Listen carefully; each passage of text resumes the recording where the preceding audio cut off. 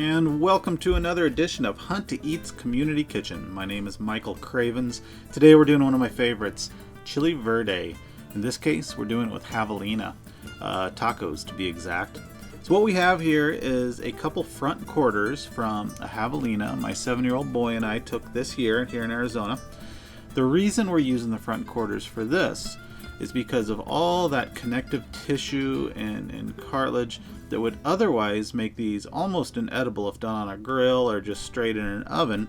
All that's going to melt away with braising, low and slow liquid, and it's going to add a level of slipperiness and deliciousness to this that you wouldn't get from another cut of meat.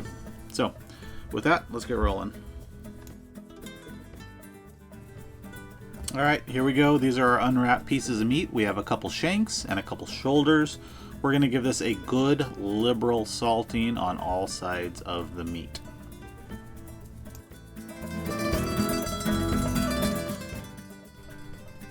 And as soon as we get that meat salted well, we're going to kick our burner on under a large Dutch oven, about medium-high heat. Then, in this case, I'm going to use some bacon grease I had in the fridge. I save that for all kinds of things. And we're going to brown our meat. This is an important step. This is going to add a whole lot of flavor to your finished dish. So get all that bacon grease melted. Let's bring it up to temp, and then we're going to add our meat.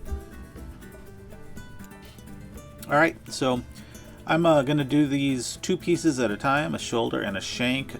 Just try to make as much contact as you can with the bottom of the pot. Then I'm going to just keep turning them, checking on them until they get to a nice brown color that I like. At which point we'll pull these out, we'll do the others, and then we'll move on to our next step. So as soon as they get to a nice brown color I like and have a nice crust on them, I'm going to pull them out, set them aside, and then throw our next 2 in.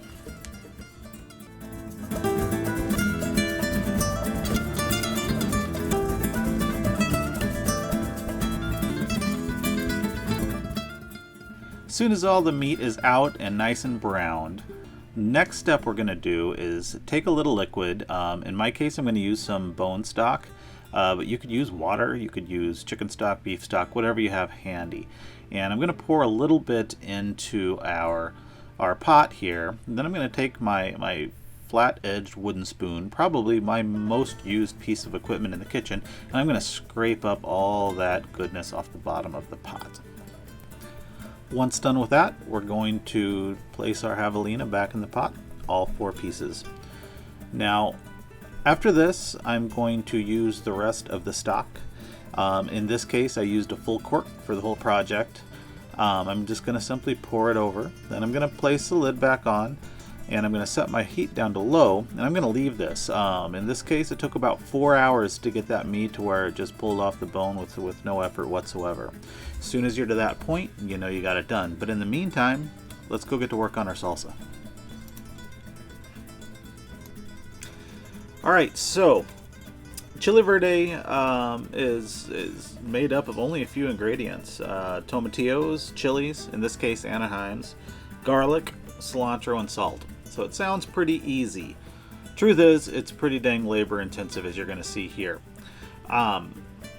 You can cheat. You can go out, and if you've got a green Chile Verde that you like, you can buy it from a store or a local Mexican market. Buy a few tubs and dump it in. It can be delicious that way. But I'm going to tell you now, this has been my best batch of Chile Verde yet. In my opinion, it's worth going to the trouble. So, as you can see here, what I've done is slice my tomatillos in half. I'm husking my garlic, leaving the shells on, and I'm going to stick this under the broiler. So, set your oven to broil.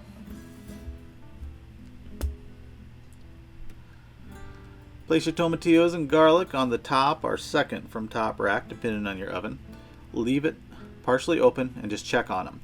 While those are going, we're going to do our peppers. This is the easiest way I've found to do it, and it gives you the most control. It is time consuming. It takes a long time.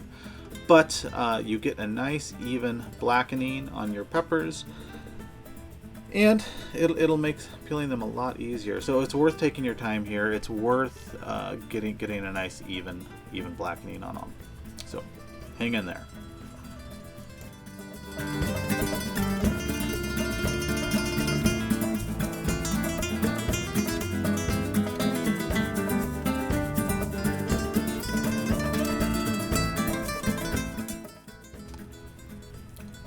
Once you finally get your peppers to a point where they're pretty evenly black and the skin is bubbled up or dark, what we're going to do is take them and put them into a paper bag. You can do this in a paper bag, you can do this in a bowl with some cellophane over it or in a Tupperware thing, but the idea is you want them to steam for about 20 minutes. So I put them in a paper bag, roll it up tight, and just keep adding them as I go until I've got them all in there, then let them sit for a good long time. In the meantime, while I'm continuing doing my peppers, I'm going to pull these tomatillos out that are nice and charred, but we wouldn't call that burnt, just a good char. Alright, so we've been through all of the peppers, and it did take some time. Now we're going to do our jalapenos. In this case, I'm just using 4 jalapenos. I did use about, I think 6 Anaheims and about 2 pounds of tomatillos for this. Alright, so I'm going to take about, a bunch of this cilantro. I'm looking for about a cup I'm going to add to this, chopped. And this would also be a really good place to point out that I am following almost verbatim Hank Shaw's recipe for chile verde. If you are not following Hank Shaw and you're a hunter, an angler, a gardener, or a cook for that matter, you're making a big mistake. He is, in my opinion, the authority on all things wild game cooking. Has a wealth of knowledge. His website, his Facebook page, his books are all exceptional. So again, if you are not following that man, you need to get on board and do that because you are missing out.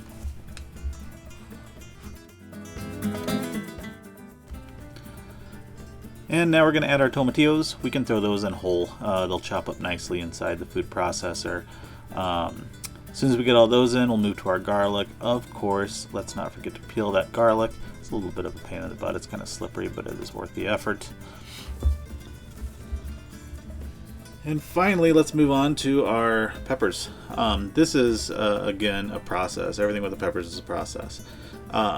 So what we want to do here is basically peel them. Sounds simple. It is simple in a lot of cases. Sometimes it's just messy and can be a little tricky in some of the spots that don't bubble up that nicely. The truth is they're delicious and it's worth it. Some will suggest doing this under running water. I have heard others suggest that you lose a lot of flavor, you'll lose a lot of that char that you want in your salsa, and I believe that. So I don't do it underwater. I don't mind those little bits of blackness here and there. In fact, I cherish those. So basically, get all that skin off to the best of your ability, and I promise you, if you miss parts of skin that's still stuck to the pepper, it's going to show up later and you're going to have to deal with it there. So take the time, get them nice and clean, scrape those seeds out, and you will have a fantastic finished product. So as we work through these Anaheims, it's important to point out that you might want to wear gloves, maybe latex gloves. These oils can get on your skin, and depending on the heat of the peppers, it can really hurt. It can stay with you all evening. This is especially important with these jalapenos. In this case, it had no effect on me, but I've had other times where I've been making jalapeno poppers or something like that, oh yeah, it really came out. I really felt it, and it really stayed with me. So be smart, wear gloves, or not, whatever you want to do. But same deal with the jalapenos, slip that skin off, pull those seeds out, same deal, get them nice and clean. It's worth the effort to do it now and not have to deal with any of that stuff later. So once I have my peppers all cleaned up, I'm going to give them a coarse chop before adding them to the food processor.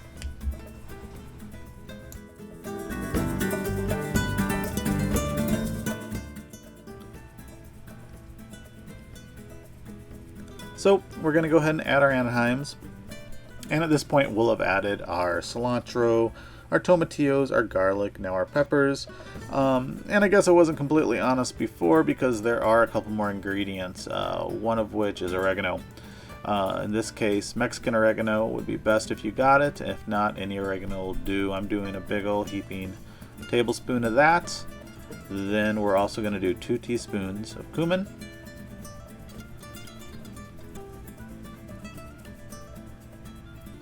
And finally, a relatively liberal application of salt. Place our lid on. And now, basically, I am going to process this and just keep checking on it until it gets to a point where it's still got little, I would say pencil eraser size chunks in it, is about the consistency I want. So just keep processing, just keep looking until you get to that point.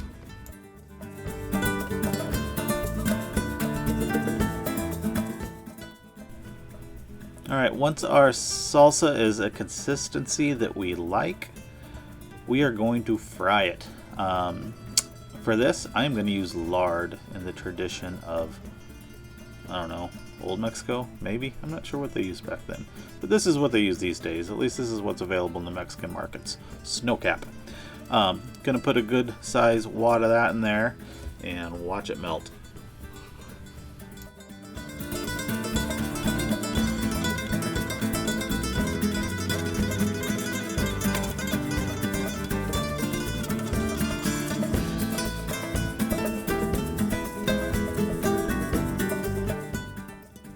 Alright, once our skillet is to temperature, we're going to add our green chili. I really wish I had the sound available here, but the truth is I got kids screaming in the background and music playing and all kinds of chaos.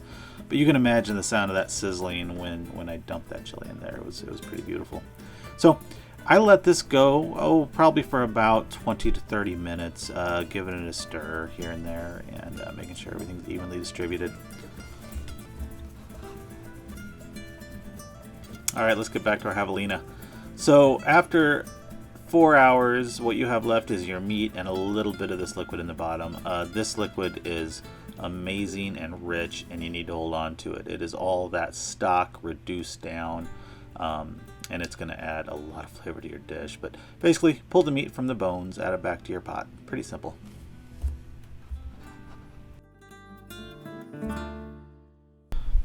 So once we've got our meat all pulled off the bones, we're going to want to get in there and shred it up real good.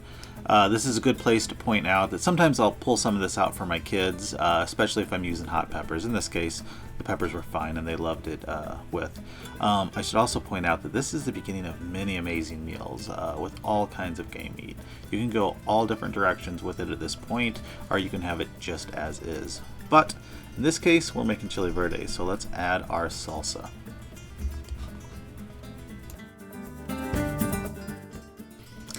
So as you can see, it is quite a process to get to this point. With that said, this is truly probably my favorite food. I don't get enough of this stuff. It's a lot of work, but it's really good, and it's a great way to honor an awesome animal like a javelina. You can do several things with it at this point. You can eat it just straight up. We like to make tacos. We eat a lot of tacos.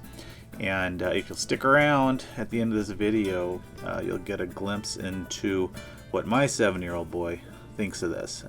It's also important to note that he was with me on this hunt, so he was adamant about being in this video. So stick around and check it out, and thank you for joining us.